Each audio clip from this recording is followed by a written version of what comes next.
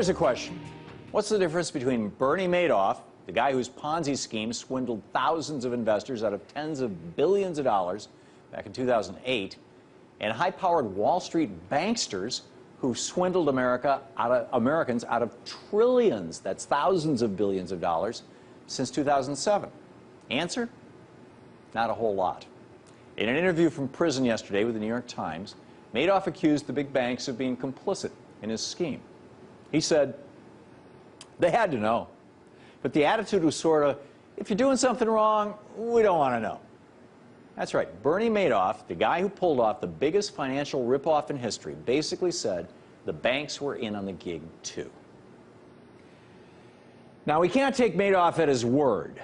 I mean, he did make his fortune lying to people right to their faces.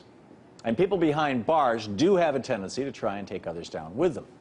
Would anyone really be surprised if Madoff was telling the truth and the banks really were in on the Ponzi scheme? I know I wouldn't.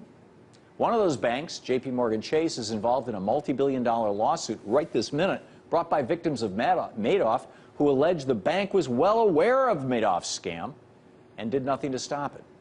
Madoff was a client of theirs, and he was bringing in the big bucks, so J.P. Morgan probably thought, hey, why ruin it? But you know what?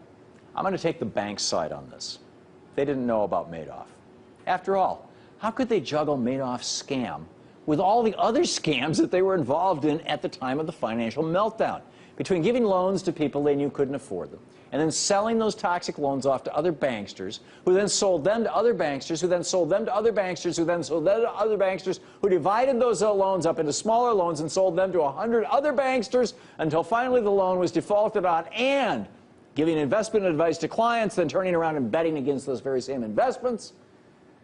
Wall Street was way too damn busy to keep up with Madoff's small-time Ponzi scheme on the side. Most of these practices, by the way, came about thanks to deregulation brought to you by George W. Bush, Phil Gramm, and Bill Clinton. And maybe they weren't as outright illegal as they were outright immoral. But then there were other scams taking place on Wall Street that were absolutely immoral and illegal. For example, there was Wachovia Bank, which looked the other way while Mexican drug cartels laundered $400 billion. Now think of, Madoff, 30, 40 billion. This was $400 billion through their institution.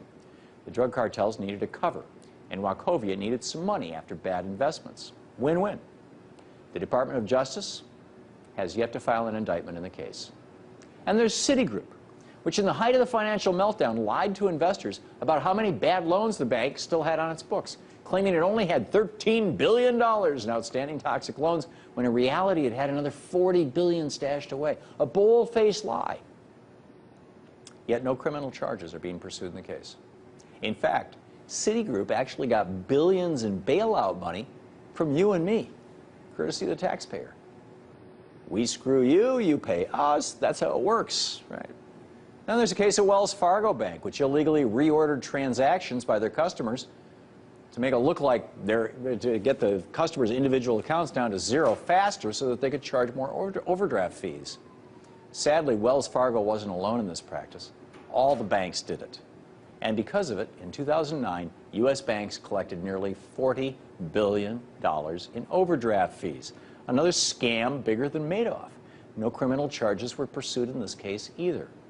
So here we have banks laundering money for drug dealers, banks cooking their books, banks defrauding their customers, and that's just a taste of the hundreds of scandals that were perpetrated on Wall Street as our markets were collapsing between 2007 and the end of the Bush presidency. So how could Wall Street have known about Madoff's scam when they were running so many other scams of their own at the same time?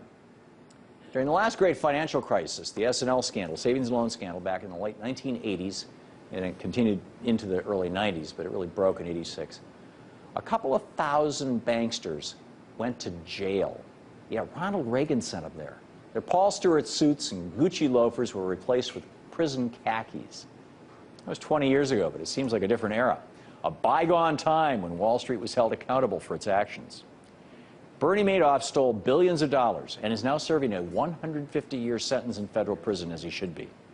But here's a cabal of Wall Street banksters who stole over 17 trillion, 17,000 billion from U.S. households between 2007 and 2009, and not one damn person is in jail because of it. Does it piss you off as much as it does me? It's time for these crooks to join their old buddy Bernie Madoff in jail, and for the government to confiscate from these banksters the hundreds of billions in bonuses they paid themselves with our dollars.